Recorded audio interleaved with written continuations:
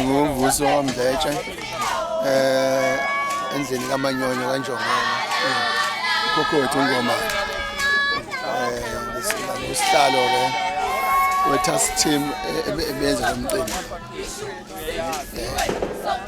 Okay. Ngomane Msindazo ungasichazela inhloso yomcimbi nokuthi sikuphi la mhlawumbe siqale lapho ukuthi sikuphi la inhloso yomcimbi ithi lapha sisangoyana empoloma kahle lapho walala khona eqhawlo ukuthi ungomane uMsindazo futhi amajadele inkomo sizobungaza eminyaka engama-12 sembola lelatshe elapha phezulu.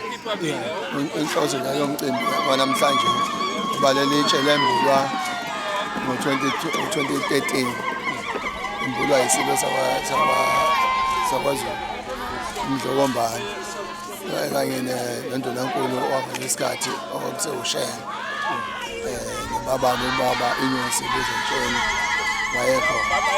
So namhlanje sobungaza sojabulisa ukuthi phela iminyaka eyishumi nambili savula lelitshe leli likaNgomane ukhokho wethu umqomboli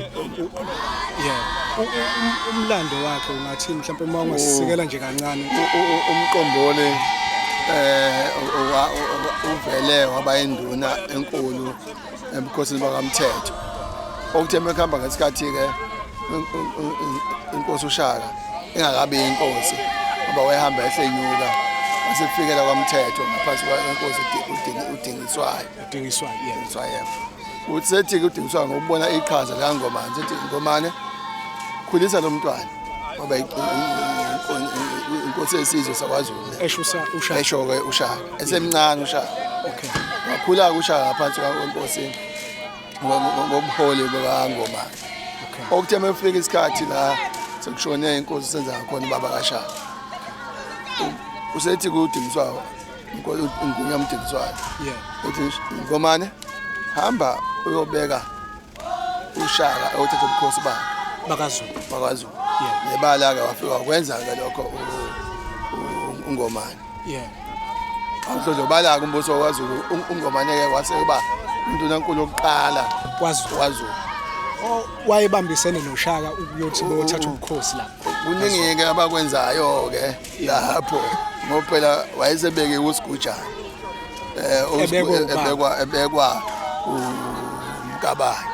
Okay, anti kaShaka yeah. Ngoba bayamukela uShaka ngoba wayengane ethiwa ayisayelwanga kahle ngoba wayengakanywa mama kunjalo. Wasebeke uNgomane ke loqhawe bakheke wasewenza imicimbi ke wokwenza ngasathi ukuthi wenza kodwa uSigujana ethiwa wacwile emanzini bamthuma uphuthu ngesizathu manje bamthuma uphuthu wahamba kanjalo ke wasembeka ke uNgomane ke ube iqhawela kwaZulu ngaphansi kokukhosi bakaShaka wakha ubukhosi uShaka ke ngonyama uShaka uthe uma sebona uNgomane uthi hayi sekhulile wathi hayi baba sengisebenzile sengicela ukuthatha umhlala phansi wasebuyela ke sezohlala lapha ke okay sangoyana ingakho nje kuthiwa wayenenkomo eningi uNgomane kuthiwa ingakho ukuthi wayebala ngamatshe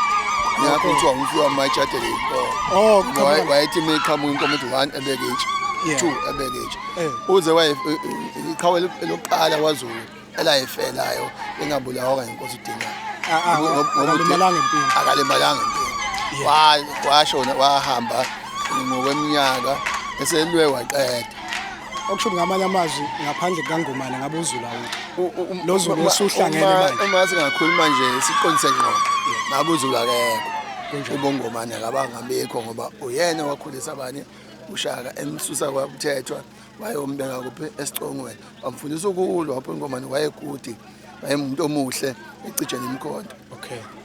Nanokuthi wamfundisa nokuthi uma kuliwa ungamjijeli umuntu ngeqhwa umshaye ngomkhonto umfisha umbhekati wafunda kanjalo uNgomane uShaka ke ngaphansi uMholi waNgomane. uNgomane kaMqombo. Siyabonga Msindazo, siyabonga ngomlando. Yeah. So phinde sikhuluma. Yeah, sibonge kakhulu. Yeah.